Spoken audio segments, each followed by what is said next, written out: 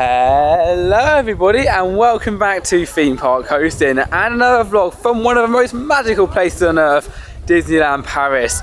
Yesterday we came up here, did over 35,000 steps, experienced both parks, many new shows and of course experienced Disney Village as well. But today we're back for even more, doing many more of our favourite attractions.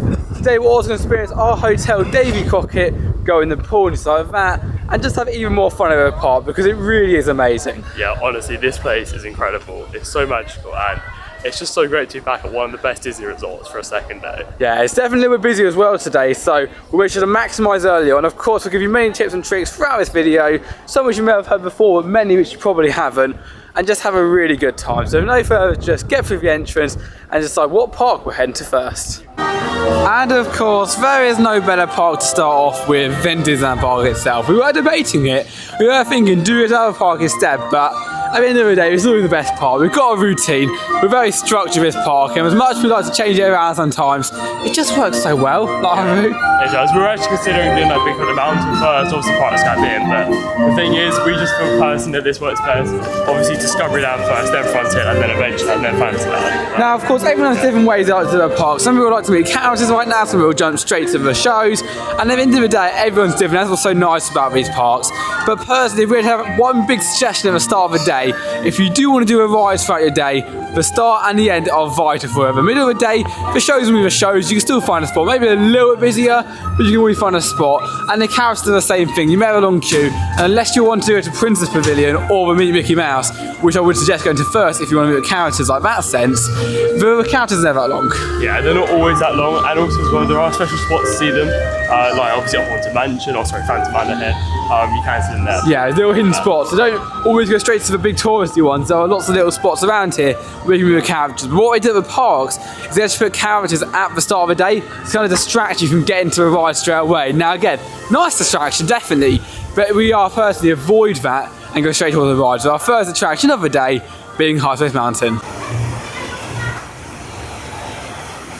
Wow, that was a unique experience. We've just completed our very first ride of the day, Hyperspace Mountain, and it's a bit unusual, wasn't it, Adam? Yeah, it was, yeah. Basically, there was no music on whatsoever, so we were going around the ride and we thought, it doesn't seem right, and we realised there was no music going on, so normally on that ride you have like on-ride audio. Yeah, on-board audio. So you're able to hear the music or the Star Wars theme song or the like announcement you're going to launch off, and now you're nothing, which for us we really enjoy because we normally go on it so often, but actually having a bit of a different experience makes a whole lot of a difference, but it does show how much a difference on-ride audio makes. Yeah, it does. Honestly, on-ride audio or on-board audio or High Space Mountain makes such a difference. And even the launch, like, I did enjoy having like a blind launch, so you didn't know when it was coming, but I've got to admit that audio is so much better.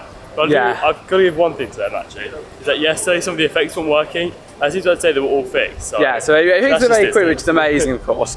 But yeah, it's really crazy to have no audio on whatsoever. It was a unique experience. And I feel like if we have our first ever time, like, that's not great of a ride.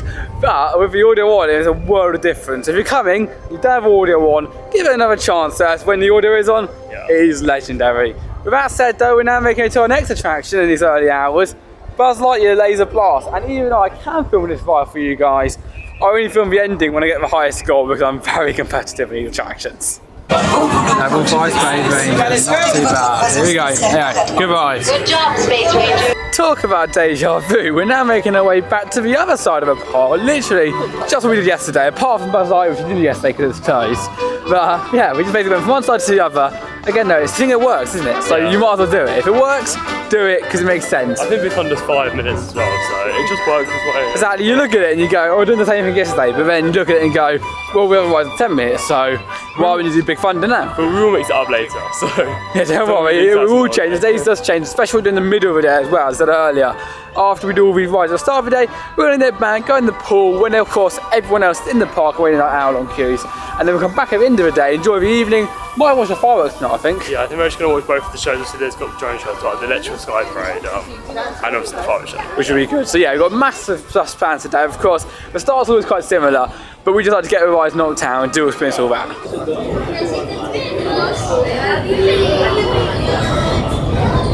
Wow, what a morning have we had so far. Already done Big Thunder Mountain, already at High Space Mountain, and already did Buzz Lightyear Astro Blaster, all quite big few attractions as well, but all absolutely amazing. Big Thunder Mountain though, what an attraction is that?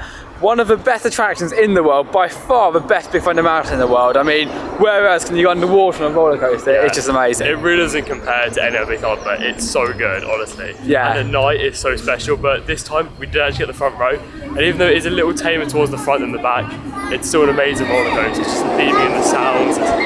It's so it really is. There's so many different experiences. I know it's the same coaster, but if you do it at night, an electrical parade at the back, or you do it today in the front, it's just so different. But every single experience you have on that ride is absolutely amazing. Continuing our day though, one attraction to the next, we're now making our way towards Indiana Jones and the Temple of Peril. Another very underrated coaster, and until like 2017 I didn't even realise I was here. Yeah, honestly, it's so well themed. And it's hidden as well behind the trees. It's in Adventureland, very, very near Big Thunder Mountain in fact, but it's just hidden behind the trees. It's really, really well done. And even if you do wait a long queue for this, it still is amazing. So, no further ado, let's on to our next attraction, Indiana Jones and the Temple of Peril. Oh, I absolutely love this land, Adventureland. I mean, look at the theme of this. Yesterday we actually said, how cool would it be if they built a hotel there? You see those windows up there? It's all like theming, but imagine if there was like a hotel. You enter around the back entrance, roughly where the car park, well, a bit around the corner of the car park. You head into the ride and you can have rooms which are like looking onto the ride, or rooms that are like in that sort of terrace up there looking out. I think that'd be really cool. It would be. It'd be very pricey, but it'd be really cool. Yeah, exactly. But we'd pay for it in a shot. If that was actually one, we'd pay for it within minutes. Literally, we'd book a stay next thing. You can walk along those balconies up there. You can have rooms up there looking out. You can even stretch it around towards Fantasyland, have like pirate rooms or Fantasyland rooms. You can even use the turret as like a viewpoint. It would just be really cool. Yeah, and of course you've got an on-site restaurant too. You've got the Captain Jazz down there. You've got a shop. I mean, it seems like it would work. That's the thing. I just don't. It would work. No, I do think though that I wouldn't want it because I feel like it would really twist a little. Well, it depends how they pull it off. Like you think about, I don't know, Kulakheim and the hotel next to Fly. That adds to the experience. How you do that? Yeah. That is just what. So yeah, Rookburg, sorry. Yeah, exactly. So they put it off well, but you don't want to be on the ride. You're right. And like people, I know, turning their lights on in their room. Yeah. Unless they do it well. That's the thing. Maybe not looking onto the ride then. Maybe just like looking onto this. But anyway, they haven't. I think it'd be a great way for them to keep the cost down, but keep the theming even higher. Moving on now, as you probably can guess, we're now making our way to Pirates of the Caribbean. Again, one of the best rides, if not the best ride in the world. And so far, of all Pirates of the Caribbean that we've done around the world, the best one.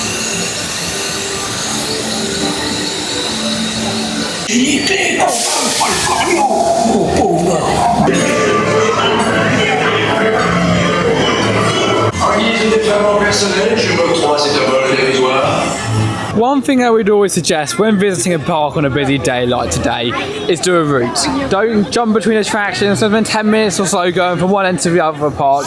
Of course, if one queue is like a really short queue and you're like, I want to do that, then go ahead and do it. But as a general rule of thumb, if you keep jumping between the rides and stuff like that, you could wait, I don't know, 10, 30, 40, 50, 70 minutes in a day could be wasted just by walking from back and forth, back and forth, back and forth. So if we have a day, we normally like to stick to a normal, I don't know, circular route, even if the queue is like 5 minutes longer than another ride. If that 5 minutes is saving you walking 10 minutes there and back, it of course saves you time overall. So we suggest if you come over, of course if it's a quieter day like yesterday, we jumped down a little bit more because we had time to, but on a busier day like today we're doing that. So right now, we're making it to the next attraction, if it's not good for the entrance, but it looks like it might be, so maybe not. La Place de la, well, not La Place de la Cirque, that's the boat ride. What's this one called? Oh yeah, Snow White.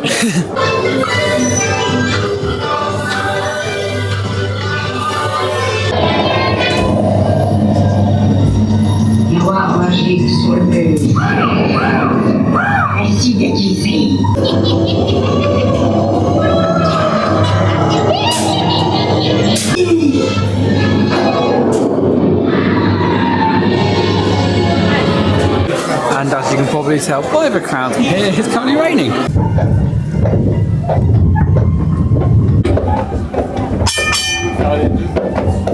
Well, as you can probably tell by the clips I just filmed, it started to rain and rain a lot. And so we thought, you know what, it's 45 minutes earlier than we planned to leave, but we thought we'll leave right now, we'll enjoy the cabin a little bit earlier, and we'll just have a nice time over there instead of trying to run around those attractions, do ones in the rain, because while some of us don't mind standing in the rain, others don't want to, and there's no point in the indoor rides when all the crowds are there. I mean, Snow White literally put up a giant queue once we got in there when it started to rain. We thought, we'll leave, we enjoy the cabin, and that's just how we do stuff over here. We make a morning really jam-packed, get those attractions done, and then we go in the middle of the day, and when everyone else is coming in right now, if they are doing the rides, as I said earlier, everyone else do it differently, they can be waiting around 6 hours to do what we just did, whereas now we're going to nip into the cabin, enjoy the pool when it's nice and quiet, of course if it's raining either we're busier than normal, and just have a really nice lunch at the cabin. And here we have made it back into the cabin itself, and it's so nice to be back in, honestly. A bit of a day when it's raining outside, it's nice to be back here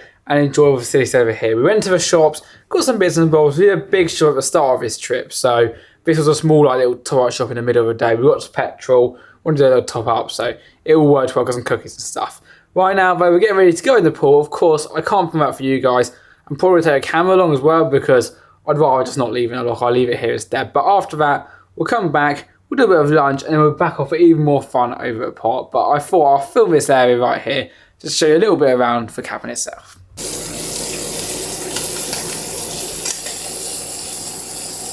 Wow, what a lovely swim we had over here at David Crockett. And actually, funny enough, after we did the swim, we had a little sleep. But honestly, look at this cabin.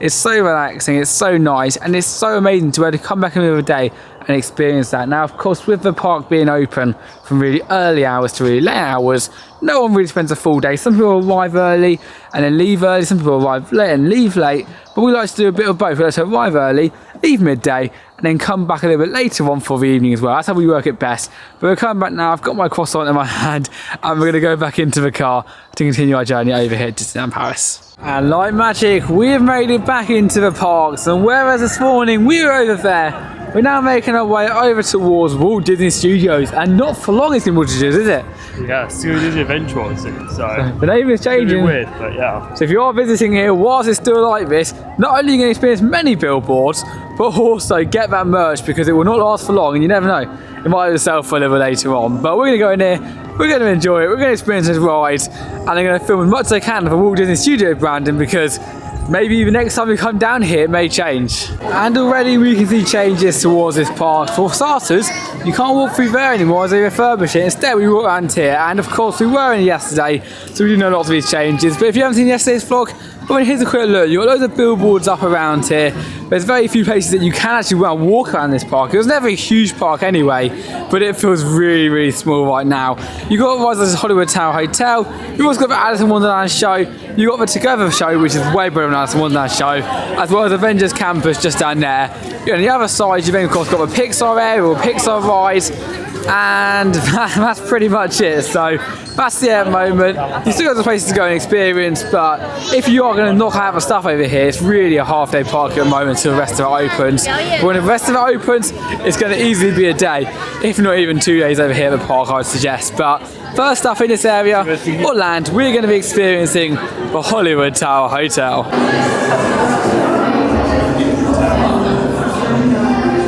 Finally, after 2 years of trying to get it, we got for one tower we've never got before. One on the top, at the end, the right hand side, we've done it. We literally have been waiting so long, we've done it right so many times. Years. My first time was in February 2022. And I've been before that, I've been doing this, I know, like 2017, or before that even, like 2014, 15 sort of time. We must have done it like nearly 50 times now. We didn't get it. Until now, we got this off, and the story behind it is one of our friends took his dad on it, and his dad's not massively brave, and we always said the one at the top, spoiler alert, it starts off with a drop, which most of them do. But when we need to get him in, he said, oh, it starts with a drop, my dad. And then he went on the ride, and then hated it, because it started with a shoot up, and we were like, what? Shoot up? Yeah, because if you don't know, you can actually drop first, or you can launch straight up into it. Yeah, so and then two different things. The other day, we got the end at the bottom, and it began with a drop, so we thought maybe it ended in the top. Doesn't, and it doesn't actually. It actually begins with a shoot up. So we've experienced that. It's a little more scary, that storyline. Of course, there are 6 different sequences within 6 different lifts, and that was definitely the scariest in terms of like kind of theming and stuff, yeah, like visuals, and story and audio. But as a ride, I'd say it's one of the weakest kind of ride in terms of thrills and ride length. So if you want the tamest version of it, in my opinion, out of the 6 versions, the top right is definitely the tamest. Now, again, you can't choose. The theming, yeah, you can't really choose, but the theming is on par. That is incredible. Yeah, really, really well done. So great we did that, but it's only continuing now as we get into our next attraction over here at Avengers Camp as well. That was up for Hollywood area. I hope that never comes to Avengers Campus. No, hopefully not. We've now got a flying force though, so we're joining we're joining Iron Man, and we'll see you on this ride. Okay, no pressure, but there are a lot of people watching.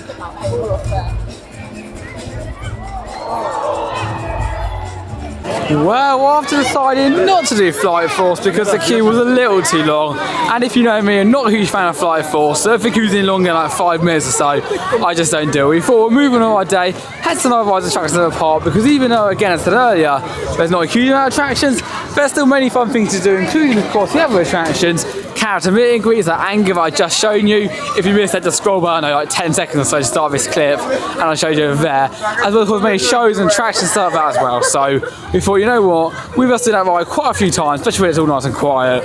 Which is some other stuff instead. Starting off, I'm pretty sure, with Ratatouille, an attraction which, even though it's also full of screens, is just so much better. And walking through this French land, just around the corner right now, you'll be able to get into the ride, and it just looks so amazing. We've been to one over at Epcot, over at Disney World, but this one still is phenomenal, and it's still been updated as well. All these little houses down here, it was actually first introduced during Christmas time as like little Christmas shacks, but it works so well, it's so popular, and they now put some permanent ones in, like little branding as well for the Eiffel Tower. All owned by Disney now. Food, yeah, usually separate companies, but then Disney thought, you know what, let's send them all in our restaurants, let's put these in. And the thing about these as well is there's snacks, so you can buy these and then still eat in the restaurants. So I mean, it looks amazing, it really does fit. It's not like we just chuck the sake of it, the trees, the little stools, the little lamps in between, and even the logo above. I love the food it creates it, honestly.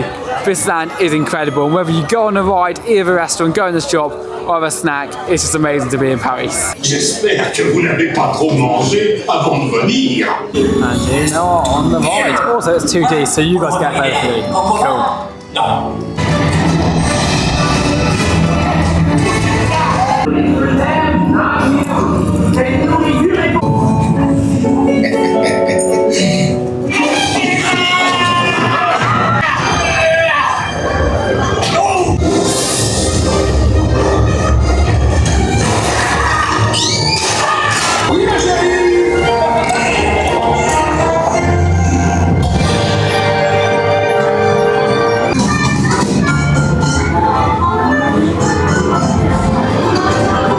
Now the only issue of doing stuff like we do, where we max out in the morning, how we always walk on queues, and then later on come out to the parks, is that when you do walk around and you see queues like that, I don't know, in like 45 minutes and then otherwise like an hour, and we just do a walk on in the morning, you sometimes feel like, oh, what's the point? I mean, they're amazing rides, don't get me wrong, I still love to do them, of course, but it's really hard to walk through a queue, and literally the morning of that day, you got to walk on. So you do have personally what we do. For example, now you can just stroll around the park, get some amazing photos, enjoy the shows, enjoy the characters, and everything like that. And even done the smaller attractions too. But at the same time, the bigger ones, an hour queue was a lot more painful if you've done the ride multiple times in the walk-on queue rather than do it. And we feel like our local parks, like in winter, we don't really do a lot of big queues there. But if you want to maximise the ride, you want to maximise your day, as far as we're concerned anyway, doing stuff in the morning is definitely worthwhile, because yeah, so we won't go on a 35-minute queue for that, but we've already done it, we've already experienced that ride, and it's definitely worthwhile. But one ride that always has a long queue, and so we thought, you know what, we're getting to it, is Crush's Coaster. If you arrive here at the start of the day, the chances are, well, unless it's queuing out there, we might not do it actually. Oh, that is quite long, we'll have a look as well, but if that is the queue there, no, we're not going to do it. But anyway, if it's not, we'll do Crushes, but I've got to check, because they might be just checking the height. And it is not a queue, so we're going to get on it right now. Hopefully it won't be too long. Well, Adam, I think we unlocked a new tip today, because when going on Crush's Coaster, we did realise something actually quite important, and that is that whilst it did break down when we were doing it, so it wasn't so great, it doesn't really matter when you board the queue for Crush's Coaster. Now, normally on the major big attractions, we're just doing it early in the morning or late in the evening. The thing about Crush's Coaster is because of their very, very, very low throughput, and the fact that it's, of course, quite a popular ride, at the start of the day, the queue gets to a point where it pretty much for the rest of the day within the first, I don't know, 5 or 6 minutes. So unless you're literally at the front of the queue at the start of the day, the queue will remain at the same point. Literally, after the first candle pen, then you've got another little candle pen. It's just that bit when you go back in again, you know what I mean, if you've done the ride. And that is the point it's always at every time you've done it. Yeah, Start, end, middle, yeah. It's always about 60 or 70 minutes, and it's never really higher or any lower. So if you're going to go on it, I would just do it anytime. Middle. Probably the middle of the day. Yeah. It's probably I mean, literally all the other rides here will change, like Tower of Terror, Flight Force, all of those. They will change, and in the other park, it just jump around a little bit. But Crush's Coaster, because of the operations like that, it just stays the same. So if you're going to go, I know, going to go leave or going to do something different, you do it in the middle of the day, do the smaller attractions like Slinky Dog Dash is always 5 minutes, or the boat, or the train at the other park. But if you're over this park, do stuff like that right there, because even though it's crazy, amazing bonkers right now to say that, it is the same sort of queue. Yeah, it's crazy. So we got to do that, and it was amazing, really good fun ride, but it was annoying, it did break down. But the speed it got back up again, they had to evacuate the entire ride off and get it back up again, and it did so quickly, which was absolutely phenomenal. In that time though, Flight Force has dropped down in this queue, and so does Web Slingers, that's what I mean. At the end of the day, it just crashed down a little bit. So next up we need to Flight Force another go, and I think even if it is the same queue as earlier, I'd do it because it's worth giving it a go. So yeah, it's now time to give Flight Force a second chance. Chercher une nouvelle planète. I'm gonna get those missiles. That's my plan. One ride done, and straight to the next. We have now got Web Slingers. Yeah, Flight Force completely walk on, and even the pre-show is cut it short. Everyone's just basically waiting at the end of the pre-show, so they cut it short. But I mean, it's a good ride, and I don't know what else they could do with it. The theming at the start and the queue line's amazing. It's just the ride itself just lacks something. I don't know what it is. I can't put my finger on it.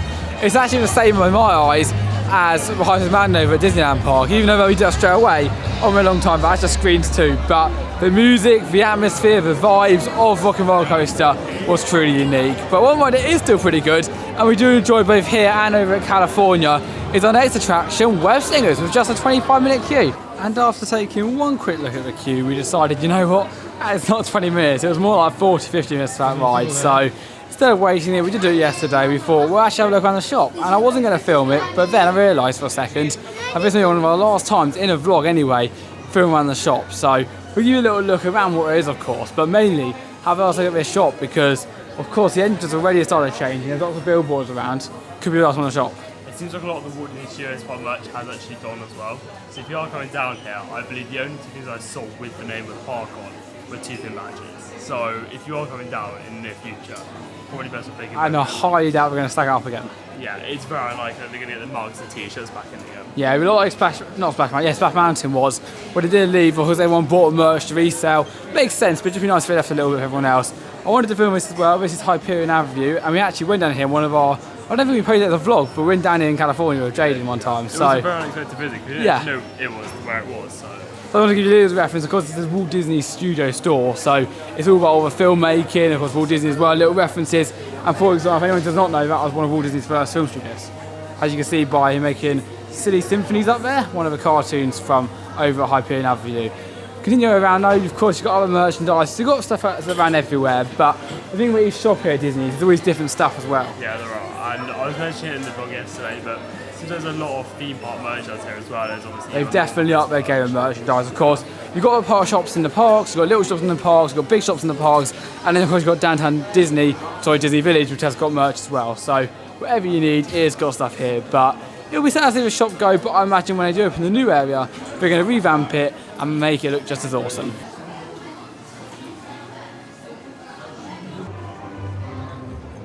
Talk about deja vu. Next up, we're heading back into the Disneyland Park for the final 5 hours of the day. I mean, it's crazy. It's 8 o'clock right now, and we've got 5 hours left. Huh? No, 8, 9, 10, yeah. 3 hours of a day it is, guys. And can you guess where we're heading for our first attraction over here? Of course, it's none other than Phantom Manor. 5-minute queue and a phenomenal ride to start off our evening over here at Disneyland. One of the best ones managed dark rides. Especially when you're not in that queue over there, which we have done before. Mark my words, we have done before. This is better though. Hélas, les choses ne sont pas toujours ce qu'elles paraissent. Tous les contes n'ont pas de fin heureuse.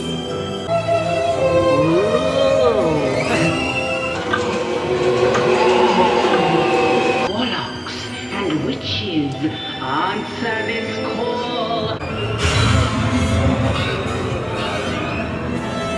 And here we now make our way into the underworld. Rather creepy, but don't worry, it'll get playful soon. Here we go. To meet you.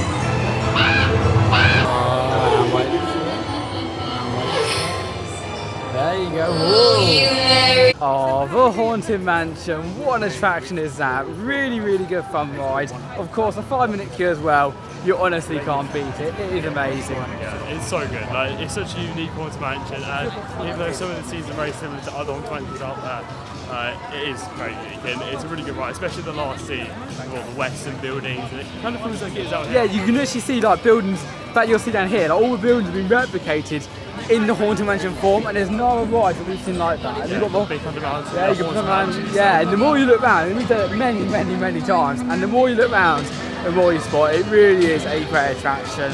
We're going to go but it's still quite busy, so we're going to have a bit of lunch. Well, tea now. I'm not that hungry because I had 2 steaks for lunch, but I think the rest of them are. So, take some tea, we'll film it, and then give you a food review once I've finished.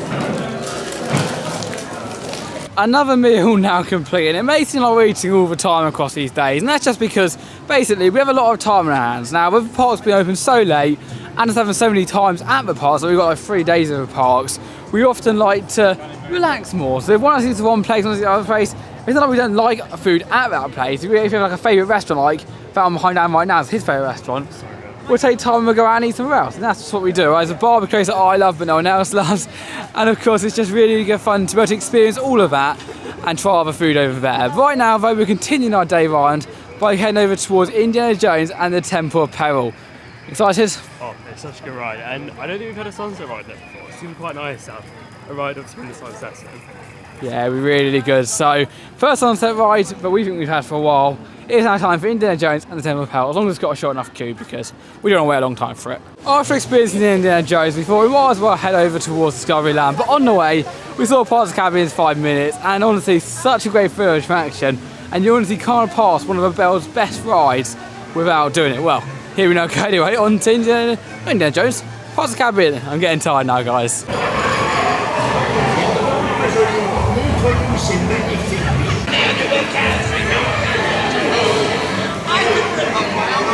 Well, do you remember earlier when we went down past Ratatouille and we said about the new stalls that are there?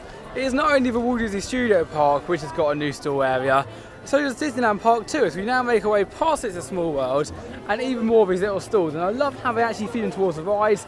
I love the areas. It probably was a little bit better in the Paris version over at Studio Park, but even here, it looks really nice. I mean, none of it doesn't fit in, that's the nice thing about it. It all fits in, it all works really, really well, and it's such a nice little addition to the parks. If you want to grab something quickly, a little quick snack or something during the day, and you don't want to be waiting around for a long time, it's a great place. Just going to pick something up and experience that.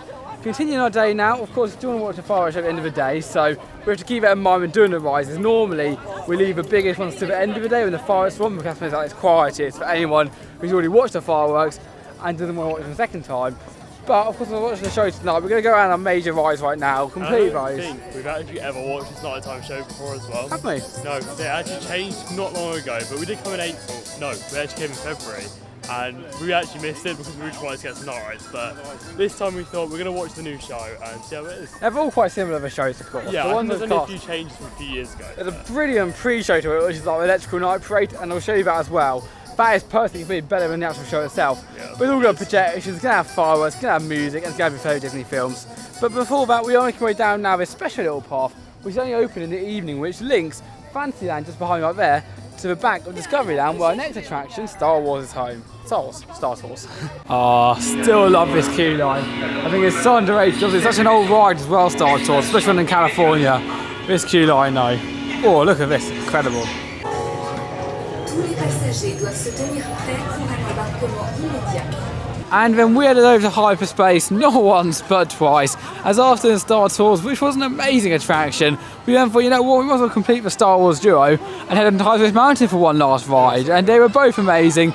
I do highly suggest doing Hyperspace in the morning. I don't know if I mentioned it today or yesterday's vlog, when I said that actually at the end of the day, having less trains was way better on the rides because it did lack a little bit, and also we did a stop actually on the trim brakes because of the amount of trains that were on the rides. Yeah, so you can end up stopping, which the soundtrack then gets ruined. But the good news about Disney is that even if the soundtrack stops, they'll then replay it towards the end of the ride. Yeah, you have no idea about that, but yeah, morning is the best time to do that ride. Certain rides are better in the afternoon, but that's just a morning ride for me. It's dark in the evening. But it is dark, it's nice to go out and see the park and a little launch outside.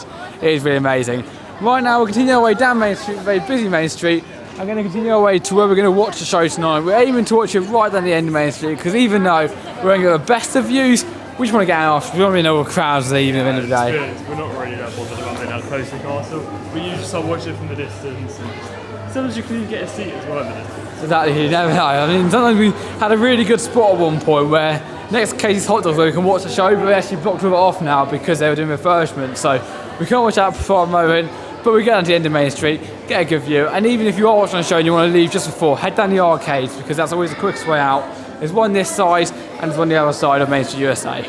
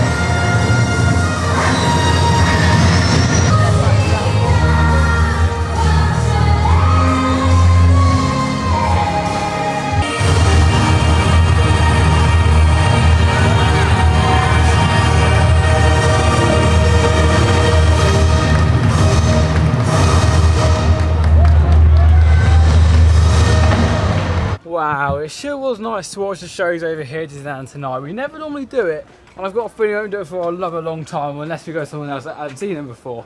But it was a brand new show, it was nice to see. The electrical parade is brilliant. I mean, look at all those effects in it, it's just fantastic. And I feel like with the drone shows, how far it's came in like a year or two. I mean, the Disney 30th anniversary show, which was like 5 or 6 years ago to be fair, it feels like it's been recent because 30th anniversary drags on a little too long.